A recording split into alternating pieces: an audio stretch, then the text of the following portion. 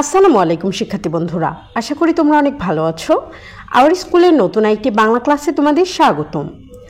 আমরা যখন চতুর্থ অধ্যায়ে শব্দ বুঝি বাক্য লিখি তখন আমরা এই পাঠটুকুই এড়িয়ে গিয়েছিলাম। এই পাঠটুকু এড়িয়ে গিয়ে আমরা আগে সমাস, উপসর্গ, প্রত্যয় এই বিষয়গুলো শিখে এসেছিলাম। আমি বলেছিলাম যখন তোমরা সমাস, উপসর্গ, প্রত্যয় পারবে তখন তোমরা নিজেরাই এই ছকটুকু পূরণ করতে পারবে। আর তাই আমরা এই অংশটুকু না পড়ে আমরা আগে এরপরের যেটুকু রয়েছে সমাস, উপসর্গ, প্রত্যয় এই বিষয়গুলো শিখে নিয়েছিলাম। তোমরা যারা আগের ক্লাসগুলো করোনি সমাস, উপসর্গ, প্রত্যয়ের উপরে, তারা অবশ্যই এর আগের ক্লাসগুলো আমাদের প্লেলিস্ট থেকে করে নেবে, তাহলে তোমরা নিজেরাই এই অংশগুলো পেয়ে যাবে। আজকে আমরা 4.1.1 বিভিন্ন গঠনের শব্দ খুঁজি এই অংশটুকু শুরু করব। উপরের গদ্যাংশটি থেকে কমপক্ষে দুটি করে সমাস, উপসর্গ ও প্রত্যয়ের মাধ্যমে গঠিত শব্দ শনাক্ত করো।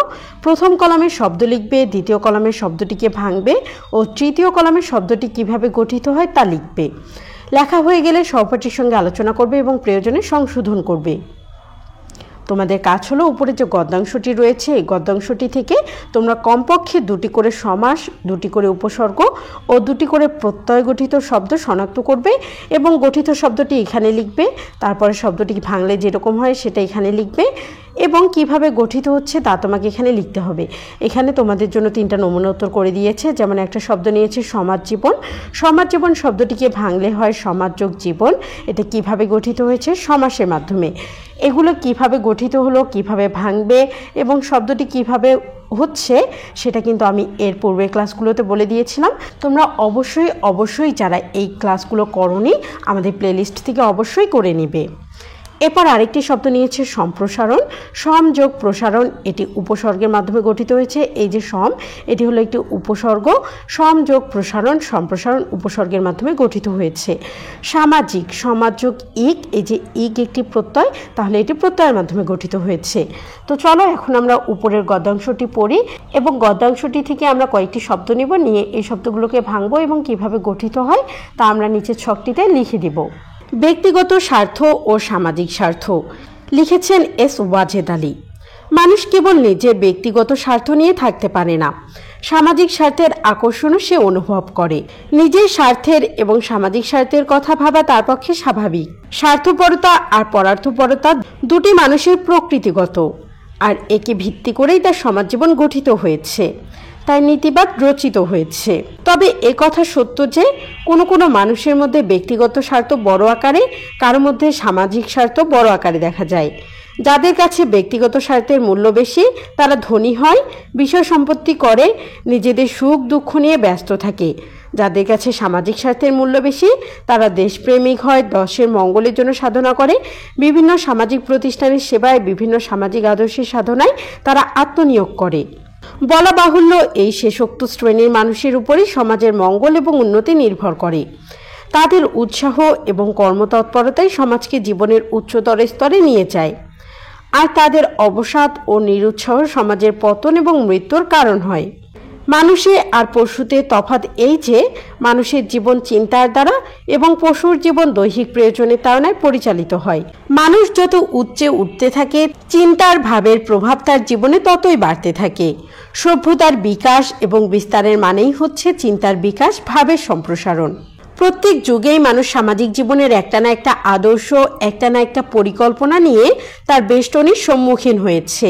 মানুষের প্রকৃত ইতিহাস হলো তার মনের ইতিহাস, তার বিভিন্ন আদর্শে, তার বিভিন্ন পরিকল্পনার উৎপত্তি, বিকাশ এবং লয়ের ইতিহাস, এবং তার বিভিন্ন আদর্শ এবং পরিকল্পনার দ্বন্দ্বের, মিলনের ও সংমিশ্রণের ইতিহাস। এই যে দ্বন্দ্ব, সংমিশ্রণ আর মিলন এ অবিরামভাবে চলছে আর চিরকালই চলবে। এই দ্বন্দ্ব, এই সংগ্রামে সেই ভাব, সেই পরিকল্পনাই জয়ী হয় যা দেশ, কাল এবং পাত্রের উপযোগী।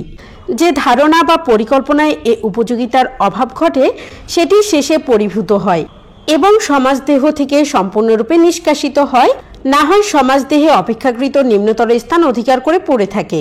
মানব ইতিহাসের রঙ্গমঞ্চে এইরূপ বিভিন্ন যুগে বিভিন্ন ভাব, বিভিন্ন পরিকল্পনা এসেছে।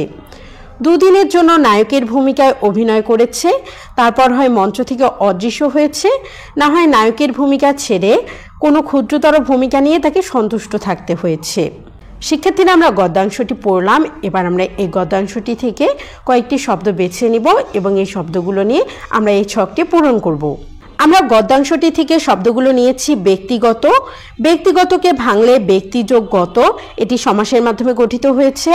পরিচালিত, পরিযোগ চালিত, পরি একটি উপসর্গ, এই যে পরি আর চালিত এই দুটো মিলে হয়েছে পরিচালিত, এটি উপসর্গের মাধ্যমে গঠিত হয়েছে।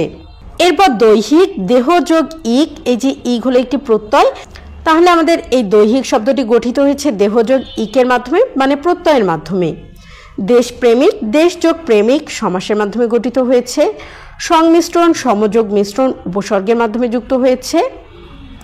শিক্ষার্থীরা তোমাদের যাদের বুঝতে সমস্যা হচ্ছে তারা অবশ্যই আবার বলছি আমাদের প্লেলিস্ট থেকে গিয়ে আমাদের এর আগের ক্লাসগুলো করে নাও, তাহলে তোমাদের বুঝতে আর সমস্যা হবে না। উচ্চতর, উচ্চযোগ তর প্রত্যয়ের মাধ্যমে গঠিত হয়েছে।